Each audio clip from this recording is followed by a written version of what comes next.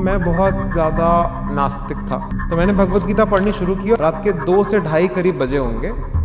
मेरी आंख बंद हुई और मुझे कि अगर ईश्वर सर्वशक्तिमान है तो दुख क्यों? ईश्वर सर्वशक्तिमान है इसीलिए दुख है। क्या हिंदू धर्म और सनातन धर्म एक ही है? 1000 साल के लिए अलग अलग लोग आए, हमें दबाया, हमारी संस्कृति को दबाने की कोशिश की। फिर हमने अपने शास्त्र देखे, हमने देखा श्री कृष्ण ने मेंशन किया सनातन, तो हमने कहा ये नाम। आपने कहा ना कि भगवान इतने सारे हैं, इसमें गणेश भगवान है, विष्णु है, तो फिर ये तो हमारे को कंफ्यूजन दे रहे हैं ना।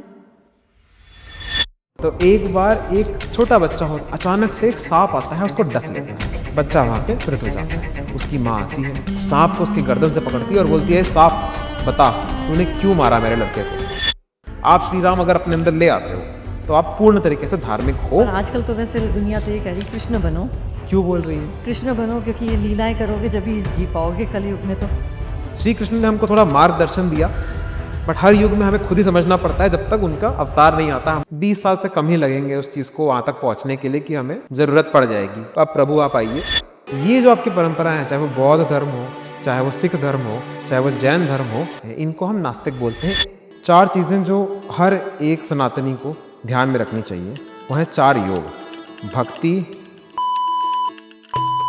अर्जुन के साथ क्या कुछ नहीं हुआ महाभारत में, उनके 16 वर्ष के लड़के तक को मार दिया गया, मगर फिर भी उन्होंने अधार्मिक काम नहीं किया क्योंकि श्री कृष्ण साथ में थे। तो धर्म क्या है? मैं एकादशी का व्रत रखता हूँ। आपने मतलब वो व्रत तोड़ा? उसी समय तोड़ना वहां पे वो धर्म था।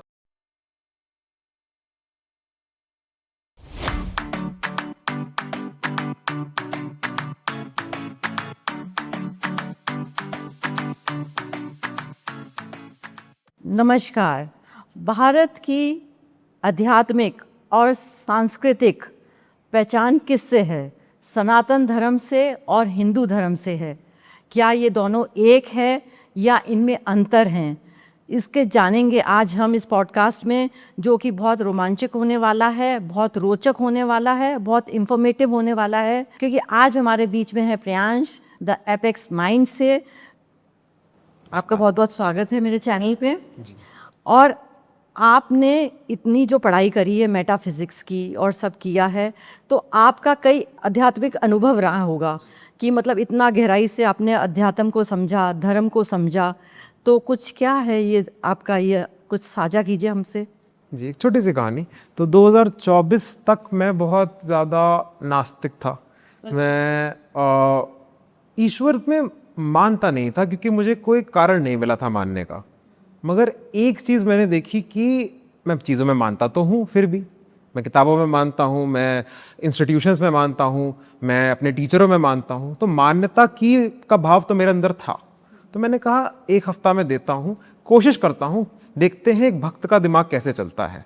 तो मैंने भगवत गीता पढ़नी शुरू की और मैंने सोचा मेरा जितना भी डाउट होगा, जितना मेरा शक होगा, उसको मैं उसके आगे डालूंगा, उसको मान लूँगा वो तो है और आगे सोचूंगा। 1 हफ्ता मैंने वो किया और हफ्ते के अंत में मेरा थोड़ा खिंचाव बढ़ा शिव शक्ति की ओर, तो मैंने उनको पढ़ना शुरू किया। उसी रात जिस रात मैंने ये किया था, रात के 2 से ढाई करीब बजे होंगे, मेरी आंख बंद हुई और मुझे अनुभव हुआ, बहुत ही गहरा अनुभव हुआ, श्री कृष्ण का ही हुआ। अच्छा। हाँ, उसकी डिटेल मैं बता नहीं सकता हूँ, थोड़ी वो गोपनीय है, मगर उसके बाद फिर मेरा विचार बढ़ गया कि ये इसको देखना है, समझना है, जानना है। उसके बाद मैंने कई चीज़ें की, मुझे कई अनुभव हुए और आज मैं आपके सामने हूँ। तो आप ये फिर बताइए कि अगर ईश्वर सर्वशक्तिमान है तो दुख क्यों? ईश्वर सर्वशक्तिमान है इसीलिए दुख है। अच्छा। जिसके पास सारी शक्तियां हैं उसके पास क्या दुख की शक्ति नहीं होगी? दुख सुख, अच्छा बुरा, न्याय अन्याय, सब उस ईश्वर का ही तो हिस्सा है। वो ईश्वर से विपरीत नहीं है। अगर ईश्वर केवल अच्छा होता तो संपूर्ण नहीं होता, और अगर संपूर्ण है तो वो केवल अच्छा नहीं हो सकता। तो मतलब शक्तिमान है इसीलिए हमारे को दुख है। अच्छा। और जीवन में अगर ये जो जैसे जो हम अनुभव करते हैं, तो ये अनुभव की भी क्या आवश्यकता है? क्योंकि कहते हैं ना आत्मा तो पूर्ण है, तो फिर आवश्यकता क्या है इसकी? खेल है, लीला है, अच्छा। एंजॉयमेंट है ना। जैसे पानी, क्यों पानी है?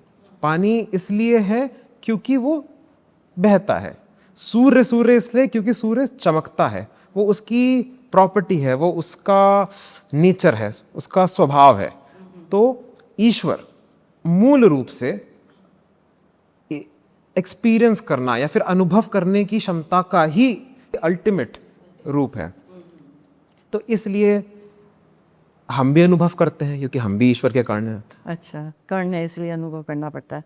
ठीक है, चलो अब हम चलते हैं हिंदू सनातन धर्म और हिंदू धर्म के चर्चा करते हैं।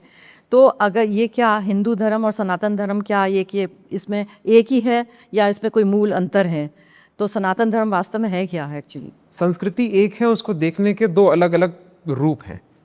तो संस्कृति तो सनातन है। श्री कृष्ण ने भगवत गीता में भी ये बोला था कि अर्जुन, तुम जिस संस्कृति का हिस्सा हो सनातन है, वो अनंत काल से चलती आ रही है, वो अनंत काल तक चलती रहेगी, जिस धर्म का तुम पालन कर रहे हो।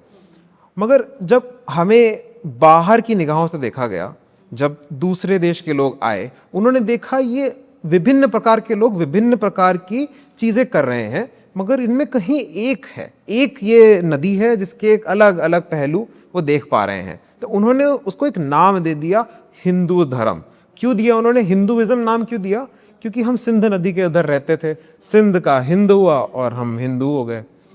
जबकि सनातन धर्म का मतलब क्या है? सनातन है जो कभी ना कभी शुरू हुआ ना कभी वो खत्म हुआ। क्यों? क्योंकि धर्म का मतलब होता है वो कार्य, वो एक्शन जो आपको सत्य की तरफ लेकर जाता है। सत्य तो सनातन है ना। अगर मैं लिखता हूं 1+1 2 होता है, ये कोई फर्क नहीं पड़ता, वो आज की बात नहीं है, ये 1000 साल पुरानी बात नहीं है, ये सनातन बात है, ये हमेशा सही रहेगी। तो इसलिए ये संस्कृति भी हमेशा की है, हमेशा रहेगी। तो फिर मतलब ये क्या है कि सनातन धर्म को सनातन आध्यात्मिक दृष्टिकोण से कैसे देखा जाए हमको? ये अगर हम सनातन धर्म को देखें तो आध्यात्मिक दृष्टिकोण क्या है इसका? आध्यात्मिक दृष्टिकोण ये है कि जो भी आप परेशानी महसूस करते हो, जो भी आप कष्ट महसूस करते हो, वो आप अज्ञानता के भाव से करते हो। आपको पूर्ण रूप से वो दिख नहीं रहा है सच्चाई क्या है।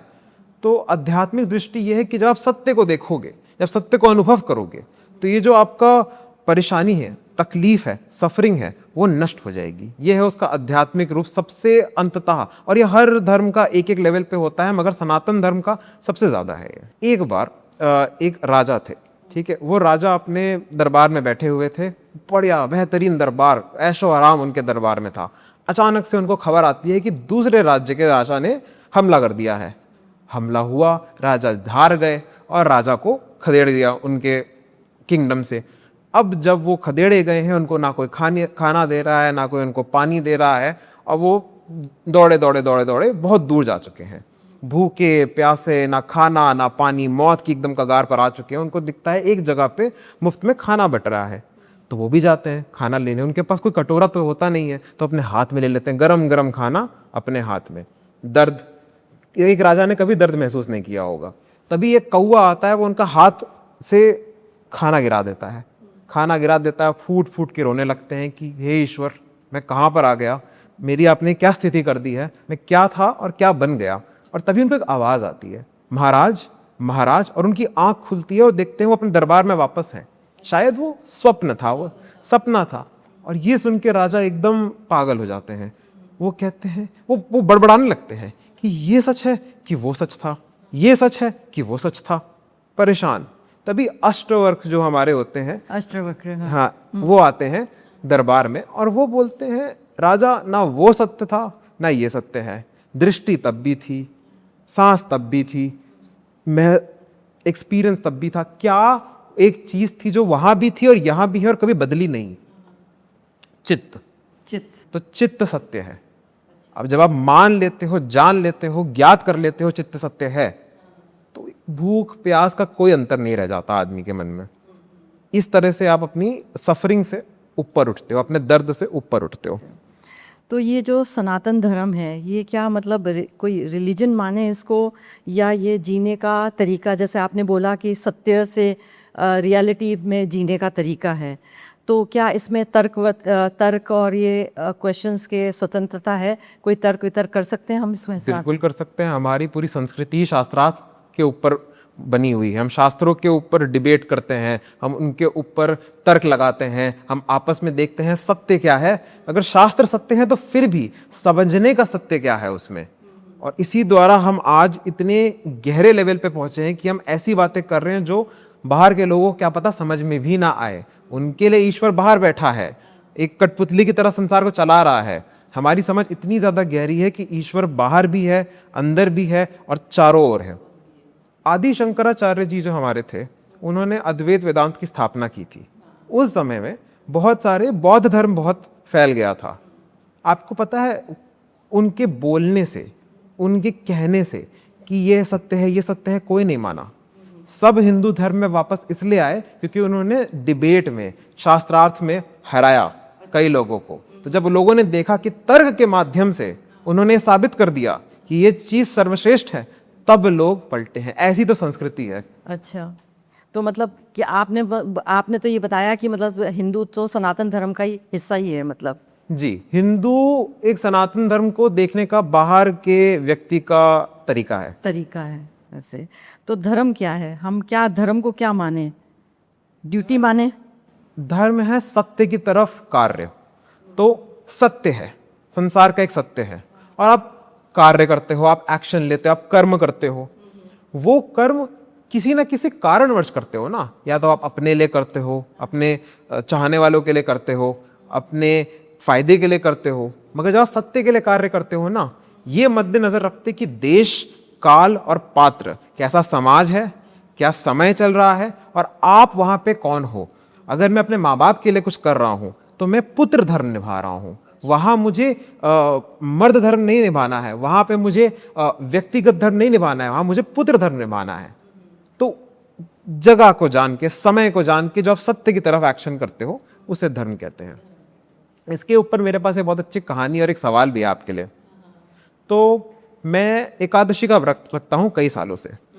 मेरी जो मातना है, मेरी मम्मी है, वो मुझे बताती हैं एक दिन पहले कि बेटा कल एकादशी सुबह से है, तुम व्रत रख लेना। ऐसे ही हुआ एक दिन, उन्होंने मुझे बताया, मैंने व्रत रख लिया। अब हो गई शाम। शाम को मेरा एक दोस्त है, वो भी अध्यात्म में बहुत इन्वॉल्व है, उसने मुझे कॉल किया और उसने मुझे बताया आज तो एकादशी नहीं है, एकादशी तो कल हो गई थी, आज तो व्रत फिर तुम्हारा गलत हो गया। अब मैं वहां पे बड़ी दुविधा में फंस गया। अब मैं क्या उस व्रत को चालू रखूं, पूर्ण करूं, संपूर्ण करूं, या मैं उस व्रत को तोड़ दूं? धर्म क्या है उसमें, धार्मिक क्या है उसमें से? तो आप बताइए मुझे, आपको क्या लगता है क्या धार्मिक होगा? मतलब आपने व्रत रखा तो ठीक है, फास्टिंग इज़ ऑल्सो गुड। कोई भी, मेरे को ये लगता है कि एकादशी क्यों, कई और भी दिन भी रख सकते हैं व्रत। तो मेरे को तो ये लगा कि आप मतलब कंटिन्यू रखते हैं व्रत। जी, और यही उत्तर मुझे कई लोगों से मिला है कि व्रत को कंटिन्यू रखिए। अलग अलग कारण से मिला है। अपनी माता के लिए कर लीजिए, अपने कमिटमेंट के लिए कर लीजिए, ईश्वर के लिए कर लीजिए। और सच्चाई ये है कि इसीलिए धर्म इतना कठिन हो जाता है लोगों को समझने के लिए। उसको वहाँ पे तोड़ना, वहाँ पे वो धर्म था। क्यों? क्योंकि सत्य जब आपके सामने आता है, आपको सत्य की ओर अपना कार्य कर लेना है। क्यों? क्योंकि जैसे मैंने बताया, धर्म क्या होता है? सत्य के प्रति किया हुआ कार्य। भीष्म पितामह की कहानी आपको पता होगी। नहीं तो पर आपने क्या किया? आपने मतलब वो व्रत तोड़ा? उसी समय व्रत तोड़ दिया उसी समय मतलब? सत्य ने जैसे ही मुझे दिखाया तो मैं सत्य की ओर अपना कार्य कर लिया। चाहे मेरा कितना व्यक्तिगत नुकसान हो रहा हो उस चीज को लेकर, उससे फर्क नहीं पड़ता। सत्य की ओर कार्य करो, तभी आप धार्मिक हो। पर मेरे को तो ये लगता कि भाई कर लिया तो अच्छा था कि बॉडी डिटॉक्स भी हो गई। एक लेवल पे आप खुद से झूठ ही तो बोल रहे हो, है ना। आप खुद को एक छलाओ में तो डाल रहे हो, एक माया के अंदर खुद को डाल रहे हो। मन बहुत ही शक्तिशाली होता है। मन कुछ ना कुछ कारण बना लेता है ताकि हमको खुद को आईने में ना देखना पड़े। बिल्कुल। मगर सत्य का पूरा काम ही यह है कि आपको कठोर आईना दिखाना है। बिल्कुल। महाभारत का एग्जाम्पल मैं लेता हूँ इसके लिए, तो बड़ा मजेदार इसका मतलब निकल कर आता है। भीष्म पितामह की कहानी आपको पता है। गंगा पुत्र भीष्म पितामह, उन्होंने प्रण लिया कि मैं कभी ना शादी करूंगा, ना मैं कोई बच्चे करूंगा, मैं हमेशा जो भी गद्दी पे बैठेगा कुरुवंश की, उसको मैं सर्व करूंगा, चाहे वो कैसा भी राजा हो, मैं करूंगा। पर उनसे तो वो मेरे ख्याल से उनको वो दिया था, उनको वचन दिया था उन्होंने लिया वो प्रण, उनका भीष्म प्रण था वो, इसीलिए उनको भीष्म पितामह कहते हैं। इन्होंने इतना भीष्म प्रण लिया। अब कई साल हो गए, उनके सब हो गए। जब चीरहरण का समय आया था, द्रौपदी का जब चीरहरण हो रहा था, तब भीष्म पितामह एक असमंजस में थे कि धर्म क्या है, क्या मैं अपना प्रण फॉलो करूं, जैसे मुझे व्रत रखना था, क्या मैं अपना धर्म फॉलो करूं या फिर क्या मैं द्रौपदी को बचाने के लिए इंटरफेयर करूं। उन्होंने नहीं किया, उन्होंने जैसे व्रत रखना हो गया, उन्होंने वो चीज़ कंटिन्यू की, और इसी कारणवश श्री कृष्ण ने उनको अंत में जाके बोला था वो अधार्मिक था, आपने वो अधर्म किया। ठीक है, आपका प्रण खराब हो जाता, हो सकता है आपके कर्म खराब हो सकते थे, हो सकता है आपको उसका नुकसान झेलना पड़ता, मगर वो धार्मिक था, वो फिर भी धार्मिक था। धर्म का मतलब ये नहीं होता कि आपको फूल बरसा दिए जाएंगे आपके ऊपर। धर्म का पालन करने के लिए आपको कठिनाइयां भी झेलनी पड़ेंगी, आपको नुकसान भी झेलना पड़ेगा, मगर धर्म धर्म है। भीष्म पितामह जैसे महापुरुष तक धर्म नहीं समझ पाए बिकॉज इतना कठिन होता है, मगर हमें समझना चाहिए। तो फिर मतलब वो इतने ज्ञानी होके भी नहीं समझ पाए तो फिर हम लोग तो तुच्छ हैं, कैसे समझेंगे फिर? तो एक मन का स्वभाव होता है ना। मन की जो आदमी नहीं सुनता है, जो अपनी विवेक की सुनता है, विवेक होता है जो आपको सच और गलत का अंतर बताता है। जो आदमी जितना विवेक की सुनता है वो फर्क ही नहीं पड़ता, वो चाहे भीष्म पितामह के लेवल का हो, चाहे वो एक आम आदमियों से चल रहा हो, विवेक की जो सुनता है वो धार्मिक हो जाता है। अपना मतलब विवेक यूज़ करना चाहिए कि भाई हाँ, ये यहाँ पर मेरे को ये कार्य करना ही है, मतलब धर्म के लिए कार्य करना है और अच्छा करना है ये कार्य सत्य के लिए। बिल्कुल। तो नॉर्मली आजकल मैंने ये देखा गया है कि मैं किसी से भी पूछती हूँ, पॉडकास्ट में भी आते हैं, तो ऐसे ही जब बात होती है तो ये भी आजकल एक नया टॉपिक चल गया है। सब अपन को हम अपने आप को है ना सनातनी कहना चाहते हैं, हिंदू धर्म, मतलब ऐसे बोलेंगे कि भाई हिंदू धर्म तो है नहीं, हम तो सनातनी हैं। तो ये क्या है आजकल? ये एक पिजड़े से निकलने के बाद पिजड़ा देख के भी डर लगता है, ये वैसी बात है। अच्छा। हमें हजार साल के लिए अलग अलग अलग अलग लोग आए, हमें दबाया, हमारी संस्कृति को दबाने की कोशिश की। तो जब आप निकलते हो ना तो उनके दिए हुए जो नाम भी होते हैं उससे भी घिन आती है। अच्छा। कि आपने तो हमें हिंदू बुलाया था ना, तो हम हिंदू नहीं बुलाएंगे खुद को। अच्छा। फिर हमने अपने शास्त्र देखे, हमने देखा श्री कृष्ण ने मेंशन किया सनातन संस्कृति का, तो हमने कहा ये नाम भगवान ने भी लिया है और ये नाम उन्होंने नहीं दिया, ये हमारा खुद का दिया हुआ नाम है।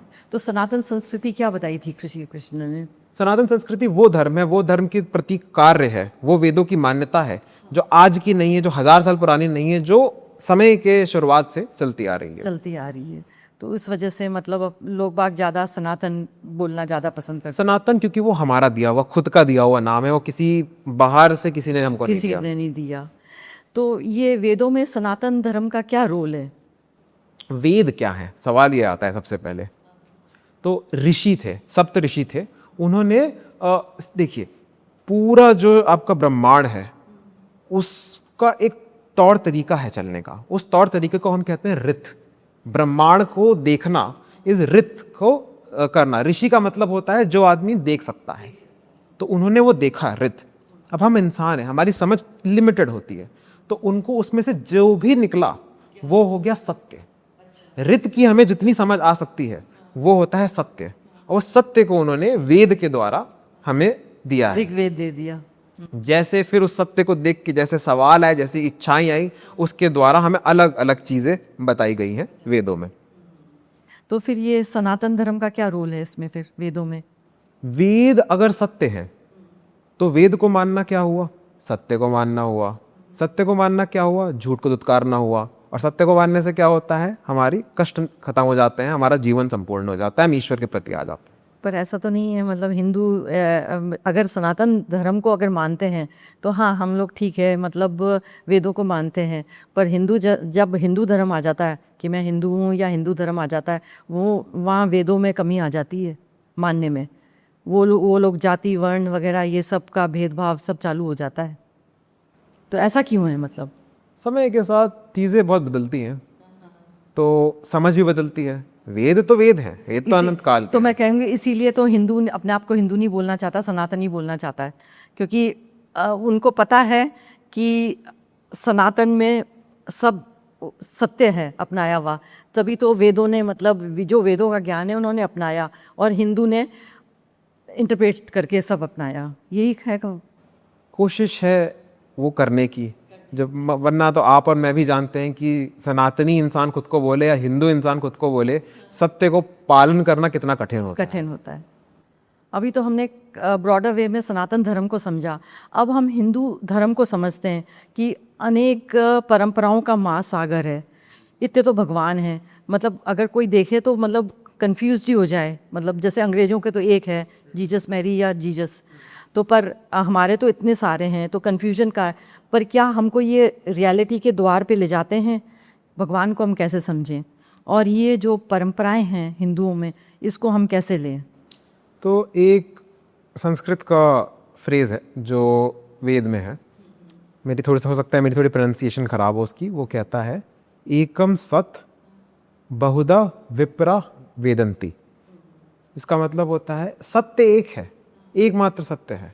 जो भी ज्ञानी होते हैं, देखने वाले होते हैं, वो उसको अलग तरीके से हमें बताते हैं, अलग अलग तरीके से बताते हैं। मान लीजिए सत्य एक गाड़ी है, एक लाल रंग की कार है। अब इस कार को मैं देखता हूँ, आप देखते हो, इस दुनिया में कार जैसी कोई चीज़ है नहीं, ठीक है, किसी ने देखी नहीं है, तो मैं क्या बताऊँगा? मैं हो सकता है लाल रंग बता दूँ, आप हो सकता है उसका पहिया बता दो, हो सकता है कोई और बता दे कि वो लोहे की बनी चीज़ है। सच तो सभी बोल रहे हैं, मगर वो उसी एक चीज़ को बताने के तरीके हैं ना। अगर ईश्वर इतने सर्वशक्तिमान है, ईश्वर इतने बड़े हैं, ईश्वर इतने मायावी हैं कि उनको हम एक बार में समझ ही नहीं सकते, तो फिर हम कैसे एक ही परंपरा में सब कुछ बता देंगे? किसी ने कुछ देखा, किसी ने कुछ देखा, है वो एक ही। हाँ हाँ, तो पर ये मतलब परंपराएं क्या हैं? जैसे मतलब कुछ परंपराएं जैसे सत्य तक पहुंचने के अपने अपने तरीके हैं, है ना। मुझे जाना मान लीजिए लंदन है, तो हो सकता है मैं प्लेन से चले जाऊं, हो सकता है मैं जहाज से चले जाऊं, हो सकता है मैं गाड़ी चला चला चले जाऊं। तो जैसे कुछ परंपराएं क्या हैं हिंदुओं की? जैसे दो परंपराएं हैं, एक आपकी होते हैं वैष्णव और एक होते हैं शैव। वैष्णव वाले लोग विष्णु भगवान को मानते हैं, तो वो सत्व गुणों के बारे में मानते हैं। 3 गुण से संसार बनता है, सत्व, रजस और तमस। सत्व होता है आपका प्योरिटी का गुण होता है, स्वच्छता का गुण होता है, ज्ञान का गुण होता है, वो होते हैं भगवान विष्णु, तो आप उस मार्ग से पहुंच सकते हो।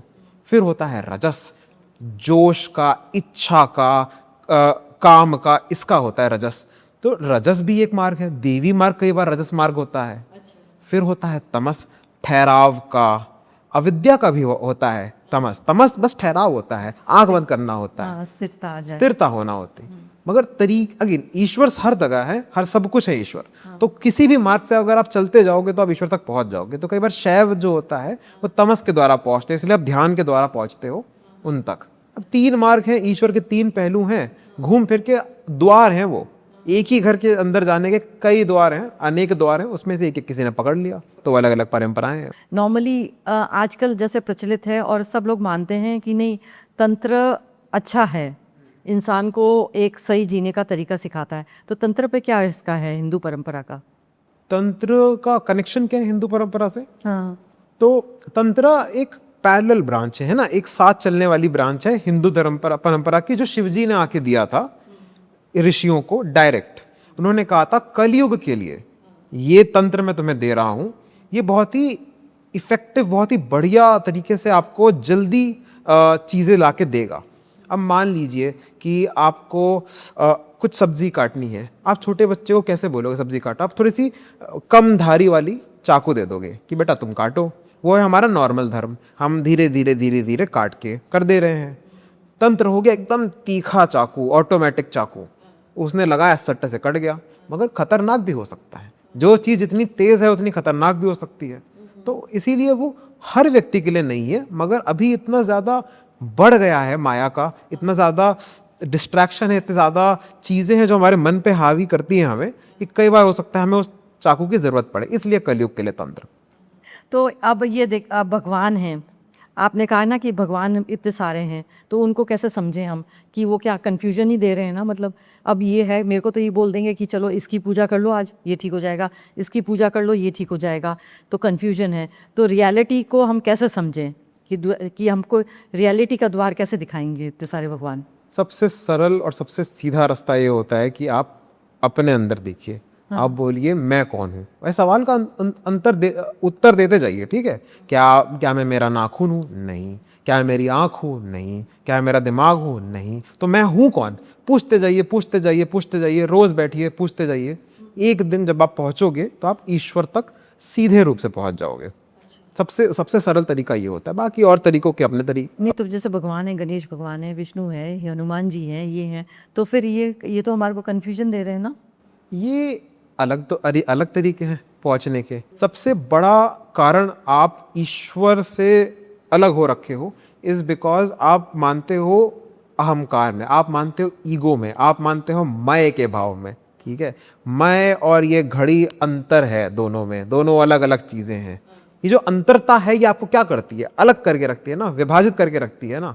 मगर मान लीजिए मैं गणपति बप्पा में मानता हूँ, तो धीरे धीरे पहले आप उनको मानते हो, उनके ऊपर आप इतना फोकस करते हो, सब इलॉन मस्क के बारे में बोल रहे थे कि धीरे धीरे समाज गायब होने लग जाता है कि ठीक है बुद्धि है, वो बुद्धि हो सकते हैं, वो प्रेम हो सकते हैं, कुछ भी हो सकते हैं, बट ये एक चीज है, बाकी मैं भूलते जा रहा हूँ समाज में क्या है। फिर अंततः वो बचते हैं, मैं बचता हूँ, और आखिरी में मैं भी निपट जाता हूँ, बस वो एक चीज बच के रह जाती है, तब आपको ईश्वर का अनुभव हो गया।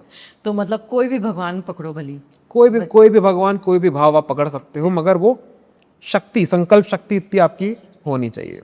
प्रियांश ये बताओ कि ये कर्म, मोक्ष, धर्म, पुनर्जन्म, ये जो सब अवधारणाएं हैं, ये सनातन धर्म में क्या महत्व रखती हैं? सत्य की ओर और सत्य के अलग अलग पहलू हैं, है ना।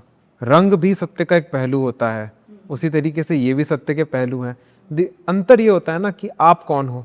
ठीक है, आप प्रिया हो, मैं प्रियांश हूँ, ये छोटी बात है। मोक्ष क्या है, कर्म क्या है, धर्म क्या है, ये सत्य के ज्यादा नजदीक है हमसे। कर्म हमसे ऊपर है, धर्म उससे ऊपर है, सबसे ऊपर सत्य है जो मोक्ष में आता है। मोक्ष होता है सत्य का अनुभव। एक सत्य मैं बताता हूँ, बहुत ही बेहतरीन सत्य है। तो एक बार एक छोटा बच्चा होता है, बड़ा सुंदर सा बच्चा होता है, अपनी कुटिया में खेल रहा होता है। अचानक से एक सांप आता है, उसको डस लेता है, बच्चा वहाँ पे मृत हो जाता है। उसकी माँ आती है, उन्हें बहुत दुख होता है अपने बच्चे को का मृत शरीर देख के। सांप को उसके गर्दन से पकड़ती है और बोलती है, सांप बता तूने क्यों मारा मेरे लड़के को। तो सांप कहता है, माता मैंने नहीं मारा आपके लड़के को, मैं तो एक निमित्त मात्र हूँ, एक वेसल हूँ, एक इंस्ट्रूमेंट हूँ जिसके द्वारा मृत्यु ने मारा है आपके लड़के को। तो माँ सेटिस्फाई नहीं होती है, माँ कहती है मृत्यु को बुलाओ, तो मृत्यु प्रकट होती है। तो जी देवी बताइए क्यों मारा मेरे लड़के को। देवी मैंने थोड़ी मारा है, वो तो महाकाल है, उन्होंने मारा है, मैं तो एक निमित्त मात्र था, मेरे द्वारा मारा गया है। तो कहते हैं अच्छा महाकाल को बुलाओ। महाकाल आते हैं, कहते जी माते बताइए। तो कहते हैं क्यों मारा मेरे लड़के को। तो कहते हैं माते मैंने थोड़ी मारा है, मैं तो एक निमित्त मात्र हूँ, ये तो आपके लड़के के पूर्व जन्म के कर्म ऐसे थे कि वो आज इस हालत में आया। अब पूर्व जन्म के कर्म ऐसे थे, उससे भी पूर्व जन्म रहा होगा, अनंत काल तक पूर्व जन्म रहे होंगे। घूम फिर के हम पात्र प्ले कर रहे हैं, एक ही चीज, उसी के अंदर की ये कहानी चल रही है। ना आप कार्य करते हो, ना आप करता नहीं हो। करता सबसे बड़ा धोखा है, आप करता नहीं हो, आप बस अनुभवकार हो, आप अनुभव करते हो। सब चीज अनुभव कर रहे हैं हम लोग, बस आपका कार्य है बस अनुभव करना, और यही सबसे बड़ा सत्य है। ये जब सत्य एकदम ज्ञात हो जाता है पूरी तरीके से, खाते हुए, सोते हुए, कुछ भी करते हुए, रोते हुए, आपको ये ज्ञात रहता है कि मैं बस अनुभव कर रहा हूँ, ये रोना मेरा कार्य नहीं है, तो आप मोक्ष प्राप्त हो जाते हो। उसके बाद आप ये जन्म मरण के चक्र से हट जाते हो। ये तभी तक है जब तक आप सोचते हो कि मैं कुछ कर रहा हूँ। तो ये रामायण और जैसे महाभारत है, ये तो वेदों से भी बाद में आई, मतलब वेद सबसे पहले थे। तो रामायण और महाभारत को हम आध्यात्मिक तौर पे कैसे समझें? मतलब तो दो चीज़ें हैं, ये दोनों है इतिहास, तो हम ये मानते हैं ये चीज़ हुई थी। अब ये मॉडर्न आर्कियोलॉजिस्ट और इन लोगों के बीच में कैसे ये चीज़ निकल कर आएगी, इस पे मैं कमेंट नहीं करूँगा, मगर हमारी मान्यता है कि ये इतिहास था तो ये हुआ था। आध्यात्मिक रूप से ये दो अलग अलग आपके द्वापर युग में और त्रेता युग में हुआ था। सतयुग, द्वापर युग, त्रेता युग, और आज हम कलयुग में हैं।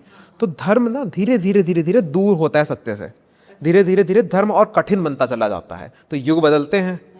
तो जो त्रेता युग है जिसमें श्री राम थे, उसमें बहुत एक सरल चीज़ थी धर्म के बारे में, कि धर्म क्या होता है, समाज को फॉलो करना, मर्यादा के अंदर रह के सही कार्य करना धर्म होता है। तो उसमें एक व्यक्ति पूरी तरीके से मर्यादा पुरुषोत्तम था, एक व्यक्ति पूरी तरीके से बुराई का प्रतीक था, और हमें उनकी कहानी के द्वारा ये सिखाया गया कि हमें कैसे धर्म का फॉलो करना चाहिए, है ना। पालन कैसे करोगे आप धर्म का, अच्छाई के प्रति कैसे करोगे। श्री राम पूरी तरीके से, संपूर्ण तरीके से धर्म है। आप श्री राम अगर अपने अंदर ले आते हो तो आप पूर्ण तरीके से धार्मिक हो। आजकल तो वैसे दुनिया तो ये कह रही कृष्ण बनो। क्यों बोल रही राम हैं? हाँ क्यों कृष्ण बनो, क्योंकि ये लीलाएं करोगे जब ही जी पाओगे कलयुग में। तो क्यों बोल रही है? क्योंकि त्रेता युग में सरल था, लोग या तो अच्छे थे या तो बुरे थे, आसान था। बीच का जब कोई आप गीता। जब आप द्वापर युग में आए, जब महाभारत हुई, अब हर व्यक्ति के अंदर दोनों चीजें थी। भीष्म पितामह, जैसे मैंने कहा, धार्मिक भी थे वो, मगर अधर्म भी उन्होंने किया अधर्म था। भी किया, हाँ। श्री कृष्ण आपको दिखाते हैं कि कई बार समाज के जो मर्यादा होती है उसका आपको उल्लंघन करना पड़ता है धर्म का पालन करने के लिए। भीम को जब उन्होंने बोला कि आप दुर्योधन की जांघ पे हमला करिए, जो जो अलाउड नहीं था, वो गलत था, मर्यादा के अंदर गलत था, मगर वो सत्य के प्रति था। तो श्री कृष्ण ने हमको दिखाया है, हमको एक एक उदाहरण देते हैं। भगवान जब भी आते हैं हमको एक उदाहरण देते हैं उदाहरण दे कि इन परिस्थितियों में धर्म को आप कैसे खोजें। मतलब हर युग में धर्म का थोड़ा थोड़ा चेंज हुआ है। सिखाते हैं। अभी और ज्यादा कठिन हो चुका है। अब एक ही कार्य के अंदर आपका धर्म और अधर्म होता है। अब नहीं देखिए, नहीं नहीं, अब देखिए मतलब आपने कृष्ण का ये समझाया, मतलब कि मतलब उन्होंने सब समझाया कि अभी धर्म करते हुए अगर अधर्म भी हो रहा है तो उस समय आपको सत्य का वो देख के कर का मतलब वो करना चाहिए, धर्म का वो पालन कर देना चाहिए, अधर्म का नहीं करना चाहिए उस समय। धर्म पकड़ना मुश्किल होता जाता है हर युग में, हर नए युग में। हाँ। तो अब कौन सा युग है ये? कलयुग है। सतयुग तो बात ही नहीं करी आपने। सतयुग, सतयुग में तो धर्म इतना ज्यादा था कि पूरे पूरे राज्य थे जो धर्म के थे, पूरे पूरे राज्य थे वो अधर्म के थे।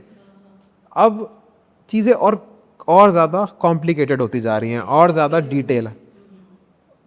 द्वापर युग में व्यक्ति के अंदर धर्म अधर्म था। अभी व्यक्ति के एक एक ख्याल में धर्म और अधर्म होता है। ख्याल को देखने के नजरिए से धर्म और अधर्म हो जाता है।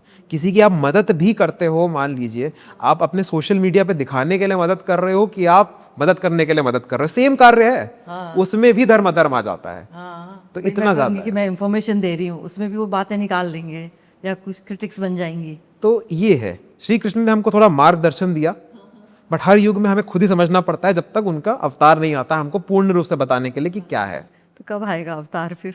इस बार जो आएंगे वो तो बहुत ही बेहतरीन तरीके से स्थापना करेंगे धर्म की, और अगला फिर सतयुग आएगा, मगर वो संहार करेंगे, जितने भी अधर्मी हैं उनका संहार करेंगे। तब तक बहुत बढ़ चुका तो होगा। क्या समझते हैं मैं देख पाऊंगी उस सतयुग को? क्या पता, क्या पता, क्या पता आप देख पाओ, क्या पता मैं देख पाऊँ, क्या पता हमारे। नहीं, मतलब अब तुम तो यंग हो, तो मतलब तुम्हारे को ये कह करती हूँ कि तुम देख पाओगे।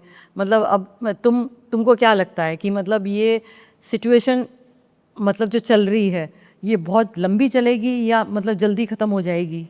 अगर आप शास्त्रों का प्रॉपर मानोगे तो बहुत लंबा है। अभी तो ये काफ़ी 100, कई हो सकता है 1000 साल से ज़्यादा लगे इस चीज़ को होने में, और इतना ख़राब होता चला जाएगा। मगर हालात देख के अगर आप मुझसे बस लाइक एज अ पर्सन पूछते हो, तो मुझे लगता है मान के चलिए 20 साल से कम ही लगेंगे उस चीज़ को वहाँ तक पहुँचने के लिए कि हमें ज़रूरत पड़ जाएगी कि अब प्रभु आप आइए और आप ऐसा कुछ करिए। तो नॉर्मली ना जैसे सनातन जब हम लेते हैं तो ये और परंपराएं भी जैसे जुड़ी हुई हैं, बुद्धिज़्म जुड़ा हुआ है, सिखिज़्म जुड़ा हुआ है, जैनिज़्म जुड़ा हुआ है। तो इन परंपराओं का क्या स्वरूप है सनातन में? तो ये सनातन स्वरूप या हिंदू धर्म या वैदिक सभ्यता क्या होती है? जो वेदों की अथॉरिटी मानती है, जो मानती है वेदों में सत्य दिया हुआ है। ये जो आपकी परंपराएं हैं, चाहे वो बौद्ध धर्म हो, चाहे वो सिख धर्म हो, चाहे वो जैन धर्म हो, ये नहीं मानते हैं। इनको हम नास्तिक बोलते हैं इसीलिए कि वेदों में नहीं मानते हैं। सत्य की खोज इनकी भी है, मगर ये वेदों में नहीं मानते हैं। वेदों में हिंदू को मान्यता है, इनको मान्यता नहीं इनको है। मान्यता नहीं। सबसे सबसे मूल रूपी अंतर ये होता है। और फिर बहुत और अंतर होते हैं, जैसे आत्मा नहीं होती है बौद्ध धर्म में, आत्मा जैसी कोई चीज़ नहीं होती है। जैन में कई सत्य होते हैं, कई लोग अलग अलग आत्माएं होती हैं। हम मानते हैं कि या तो एक ही आत्मा और परमात्मा है, या तो बस परमात्मा है।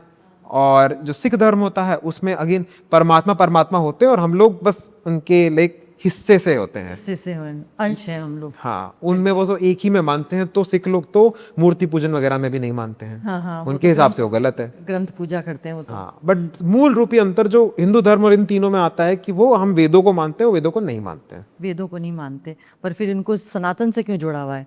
मतलब जब सनातन का जब बात आती है तो ये हिंदू, जैनिज्म, बुद्धिज्म और सिखिज्म ये चारों जुड़ जाते हैं उसमें।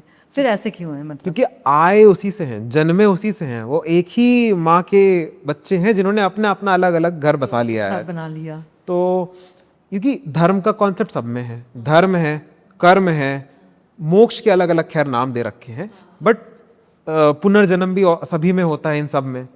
क्यों? क्योंकि ये एक ही सभ्यता से निकले हुए ना, ये इंडिक रिलीजन कहते हैं, जैसे ये इसी एरिया से निकले हुए हैं। जैसे अब्राहम वाले होते हैं धर्म, चाहे वो इस्लाम हो, चाहे वो क्रिश्चियनिटी हो, चाहे वो जूडियज्म हो, ये तीनों भी तो अब्राहम की कहानी से निकले हुए हैं, और ये भी आपस में उल्टी बातें बोलते हैं। अलग अलग हैं अभी तो।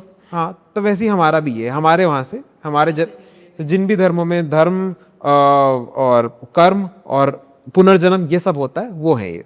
सनातन धर्म क्या विज्ञान और अध्यात्म के बीच का पुल बनाता है? सनातन धर्म के अंदर पुल भी नहीं है, सनातन धर्म के अंदर आता है विज्ञान और अध्यात्म दोनों। अच्छा, दोनों अंदर आते हैं। हाँ, अध्यात्म से विज्ञान है, विज्ञान से जगत है, बिना अध्यात्म के कोई विज्ञान भी नहीं। तो इसके कुछ समझाइए इसे। जैसे विज्ञान क्या होता है कि चीज़ें काम कैसे करती हैं, ये होता है आपका विज्ञान। विज्ञान हो गया आपका कि भाई बिजली कैसे चलती है, धातु कैसे बनते हैं। अध्यात्म क्या होता है कि चीज़ें हैं भी कि नहीं। कोई चीज़ कैसी है उससे पहले आप सवाल क्या पूछते हो, कोई चीज़ है भी कि नहीं। अब अगर मान लीजिए आपको भूत प्रेतों के बारे में बात करनी है, तो एक तरफ आप बोलोगे कि भाई भूत प्रेत सफ़ेद मुखौटा पहनते हैं कि काला, ये हो गया विज्ञान का क्वेश्चन। अध्यात्म क्वेश्चन होता है भूत प्रेत होते हैं कि नहीं। तो जो सबसे फंडामेंटल, सबसे मूल रूपी सवाल होते हैं, उनका जवाब देता है अध्यात्म। और सनातन कवर करता है आपका अध्यात्म, विज्ञान और जगत, सब चीज़ कवर कर जाता है।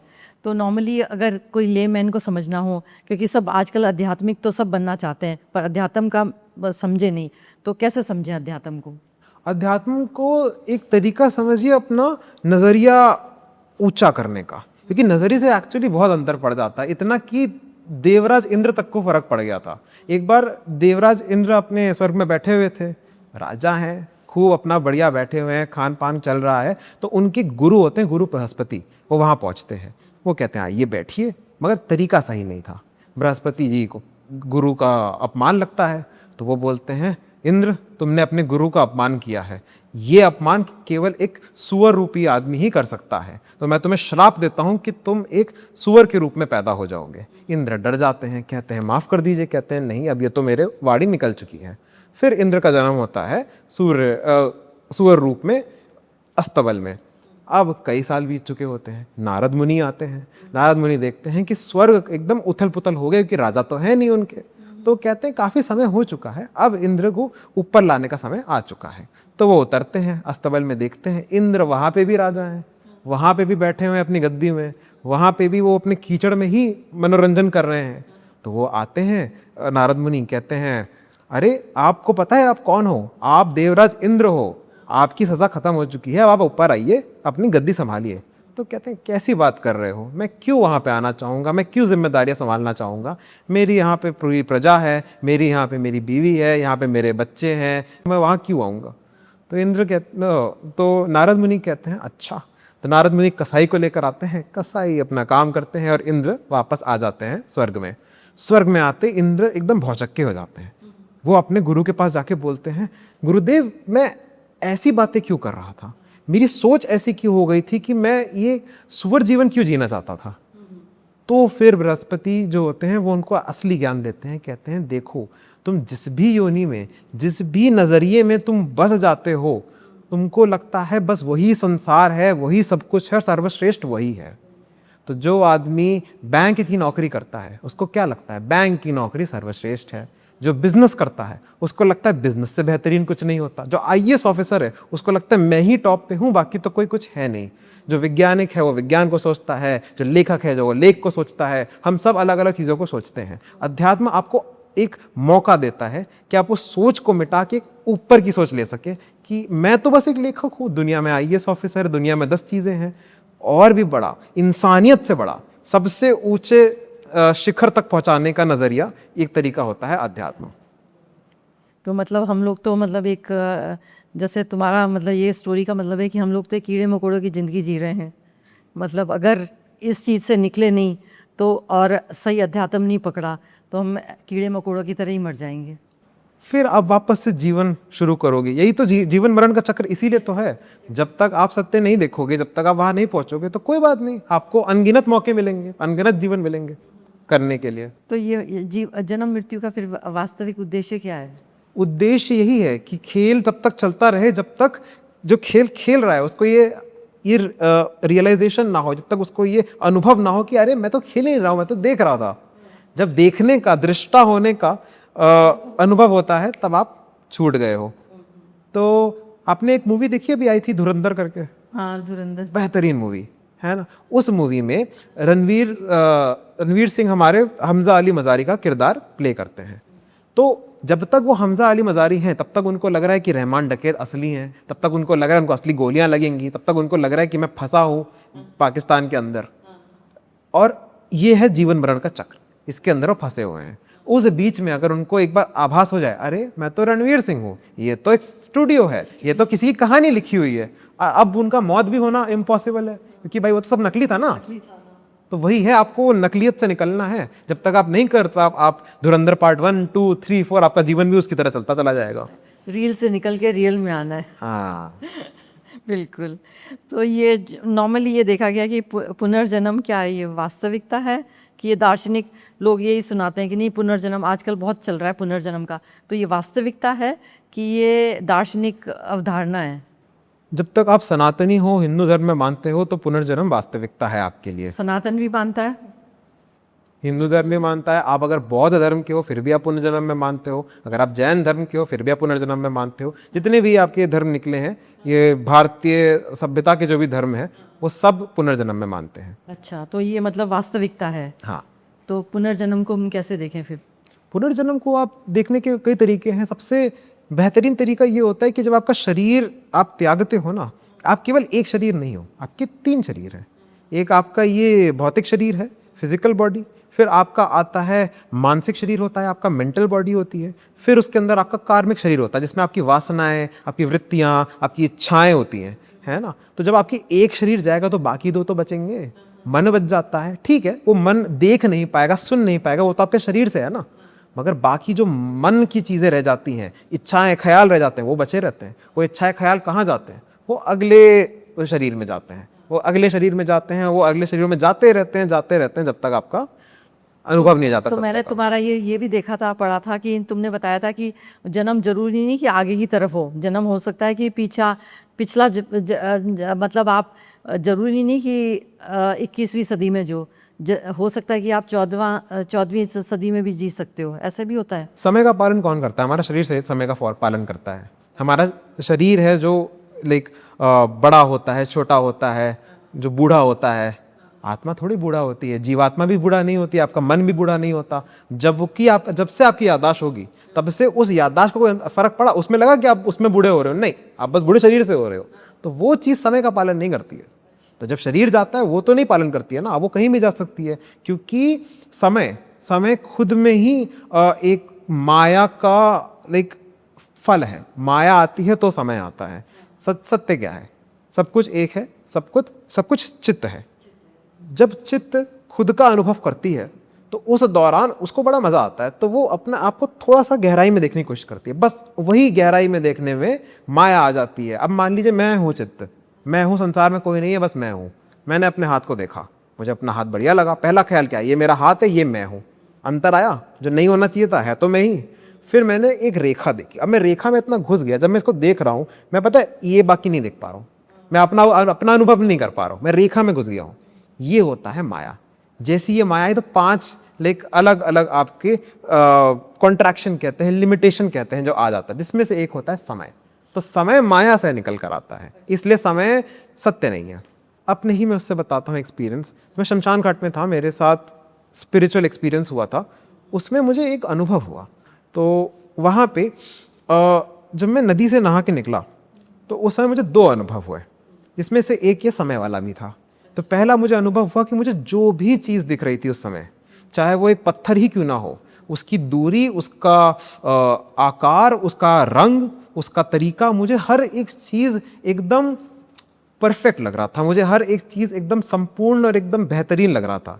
चाहे मैं किसी कुत्ते को भौंकते हुए देख रहा हूँ, मैं किसी बादल को देख रहा हूँ, किसी व्यक्ति को देख रहा हूँ, उस समय में कोई आके मुझे झापड़ भी मारता तो मुझे वो भी एकदम बेहतरीन और एकदम परफेक्ट लगता। वो एक अनुभव था। दूसरा अनुभव था समय वाला, कि ये मैं क्यों मानता हूँ कि भूतकाल है, मैं क्यों मानता हूँ कि पहले समय बीता है। मेरी याददाश्त में है ना, तो क्या मेरी याददाश्त आगे पीछे नहीं हो सकती है? क्या अभी मैं अनुभव कर सकता हूँ उसको? नहीं, मैं मन के अंदर ही कर सकता हूँ। तो अभी तो वो सत्य नहीं है, वो गया, मे भी होता, मे भी नहीं होता, नहीं पता। और जो भविष्य है वो तो पूरा ही मन के अंदर है। आप जब से पैदा हुए हो, क्या कभी भूतकाल में, भविष्यकाल में रहे हो? नहीं, आप हमेशा इसी मोमेंट में रहे हो। शिव को भी इसलिए हम बिंदु बोलते हैं, ठीक है, इसी समय में हो। आपको पता है आपको ईश्वर की कब अनुभूति होती है? जब आप सांस अंदर लेते हो और सांस बाहर लेते हो, उसके बीच में गैप होता है, तब समय नहीं चलता, तब सत्य होता है। वो होती है ईश्वर की अनुभूति। तो समय से अगर आप निकल आए तो आप सत्य तक पहुंच गए। तो आज तुम भी युवा हो, और मैं ये चाहूँगी युवाओं के लिए आप कुछ बताओ कि आज के युवाओं के लिए सनातन धर्म कितना प्रासंगिक है आज के लिए, और जो ये आधुनिक जो जीवन है इसमें हम सनातन धर्म के सिद्धांत को कैसे अपनाएं। मतलब, और जो ये सोशल मीडिया का ज़माना है, ये तो इसमें सनातन धर्म को लेके भी गलतफहमियां बहुत फैलाई जा रही हैं। तो मतलब ऑन द होल आप मतलब ये समझाओ कि ये मतलब क्या चल रहा है, और युवाओं को किस तरफ गलत तरफ जा रहे हैं कि राइट तरफ जा रहे हैं, कि किस तरफ चलना चाहिए उनको। सनातन धर्म और कोई भी धर्म, खासकर हमारा लाइक हिंदू धर्म, ये हमें क्या सिखाता है? ये हमें सिखाता है कि हम सत्य की ओर बढ़ें। और सत्य की ओर बढ़ने में ना आपको दो चीज़ करनी होती है। आपको शारीरिक रूप से खुद को बांधना होता है, और मानसिक रूप से खुद को आज़ाद रखना होता है।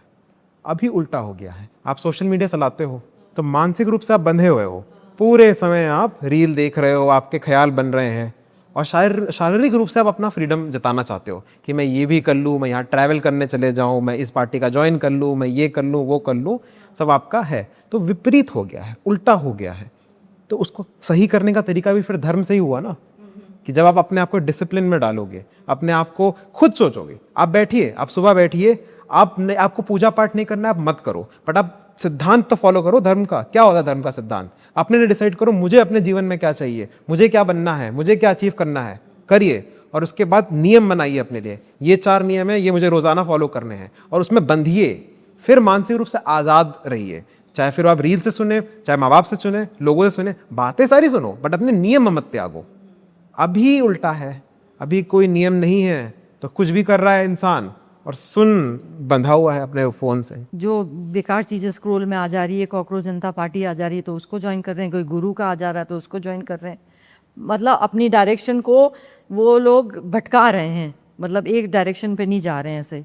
एक वो होता है ना, सर्कस में जो हाथी होता है उसका पैर बांध के रखते हैं, तो उस हाथी इनका मन जैसा है, मन का पैर बांध के रखा हुआ है। अब रस्सी काट भी दोगे ना तो फिर वो हाथी वही रहता है। तो अब थोड़ी प्रवृत्ति हो गई इंसान की बंधने की, मानसिक रूप से। हाँ, मानसिक रूप से बंधा हुआ है इंसान। आज कोई चीज़ आ रही है, कल को कोई चीज़ आएगी, परसों कोई चीज़ आएगी। इंसान बस चाहता है मैं यहाँ बंध जाऊँ, मैं यहाँ बंध जाऊँ, मैं यहाँ बंध जाऊँ, मगर बंधना कहाँ है? शारीरिक रूप से बंधना है, वो नहीं करना चाहता कोई भी। आपके जितने भी आप खतरनाक सक्सेसफुल लोग देखिए, चाहे आप एक्टिंग की फील्ड में शाहरुख खान को ले लो, चाहे बिजनेस की फील्ड में इलॉन मस्क को ले लो, चाहे आप टेक्नोलॉजी की फील्ड में आप बिल गेट्स को ले लो, किसी को भी ले लीजिए। इन सब लोगों में क्या कॉमन है? इन्होंने एक लक्ष्य बनाया, एक संकल्प लिया, और उसके लिए रोजाना काम किया नियम से। उनके दिन एक जैसे होते थे। अब चाहे कोई दोस्त आए, चाहे कोई रील आए, चाहे कोई कुछ बोले, वो बाद में, मेरा कर्तव्य, मेरा काम पहले। और ये जो भाव होता है ना, यही आपको धर्म की ओर, यही आपको सत्य की ओर लेके जाता है। जब आप भटकते नहीं हो, डिस्ट्रैक्शन नहीं करते हो, तो नेचुरली सक्सेसफुल तो होगी। और सबसे बड़ा डिस्ट्रैक्शन आपकी जेब में रखा हुआ है वरना। हाँ हाँ बिल्कुल। तो ये नहीं है, नियम की कमी हो गई है, सबसे बड़ी बात है। क्योंकि अगेन दिन भर आप चलाते हो ना, तो नियम करने लायक क्षमता भी नहीं रह जाती है। अभी ये देख लूं, अभी वो देख लूं, मन को तुरंत तुरंत तुरंत तुरंत कुछ ना कुछ मिल रहा है, तो बंध गया है, मगर शारीरिक रूप से एकदम ढीला हो गया है। 4 आचरण बता दीजिए मेन। 4 चीज़ें जो हर एक सनातनी को ध्यान में रखनी चाहिए, वह है 4 योग: भक्ति, ज्ञान, कर्म और ध्यान। इसका सरल सा सबसे सीधा एग्जाम्पल है अर्जुन। अर्जुन, जब इंसान की सबसे बड़ी प्रवृत्ति जो उसे फंसाती है, उसका होता है मन। अर्जुन क्यों रुका? इतना योद्धा खतरनाक होने के बावजूद वो क्यों रुक गया वहाँ पे?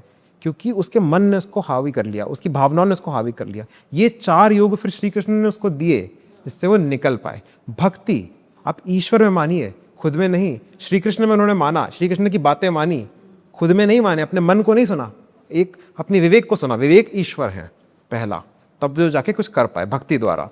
दूसरा ज्ञान, श्री कृष्ण ने सारे उत्तर दिए उनको, सच क्या है, झूठ क्या है, मोक्ष क्या है, मृत्यु क्या है और किस मृत्यु के बाद क्या होता है, सब बता दिया। ज्ञान नहीं होगा तो आप अविद्या में कार्य करोगे, ज्ञान नहीं होगा तो आप किसी की भी बात सुन लोगे। जब आपको ज्ञान है, सत्य ज्ञात है, तो आप हिलोगे नहीं ना, एक स्थिरता देता है वो। तो ज्ञान के द्वारा भी अर्जुन लड़े। फिर कर्म, जो भी आप कार्य कर रहे हो, याद रखिए, फिर से 100 बार बोलूंगा मैं ये, कि आप नहीं कर रहे हो, आप एक निमित्त मात्र हो, है ना। जब तक आप इस भाव से करोगे कि ईश्वर मेरे द्वारा कर रहे हैं, आप गलत भी कार्य नहीं करोगे। क्योंकि आपके मन में एक विचार है ईश्वर को लेके, आपके मन में एक भक्ति ईश्वर को लेके, तो आप खुद ही से गलत कार्य नहीं करोगे। तो अर्जुन के साथ क्या कुछ नहीं हुआ महाभारत में। उनके 16 वर्ष के लड़के तक को मार दिया गया, मगर फिर भी उन्होंने अधार्मिक काम नहीं किया, बिकॉज श्री कृष्ण साथ में थे, उनमें भक्ति थी और उस भक्ति के द्वारा उन्होंने कर्म सही किया, कर्म योग का पालन किया। और सबसे अंततः आता है ध्यान। ध्यान है जो ओशो भी बोलते थे, ध्यान है जो सब बोलते हैं। ध्यान क्या होता है? ध्यान होता है एकाग्र फोकस। ध्यान होता है कि आप एक जगह पे, एक बिंदु पे अपना पूरा व्यक्तित्व, अपना पूरा संसार वहाँ पे डाल दीजिए। क्यों? क्योंकि सच्चाई तो वही है ना, एक ही बिंदु तो है। ये तो बस माया रूपी अलग अलग रंग हैं जो हमें दिख रहे हैं। तो ध्यान हमको सत्य के डायरेक्ट ज्ञान करवाता है।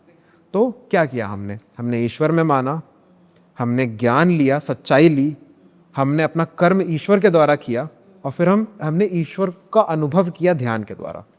तो ईश्वर को अपने जीवन में लेके आना, सत्य की तरफ एक्शन करना, ये आपका धर्म।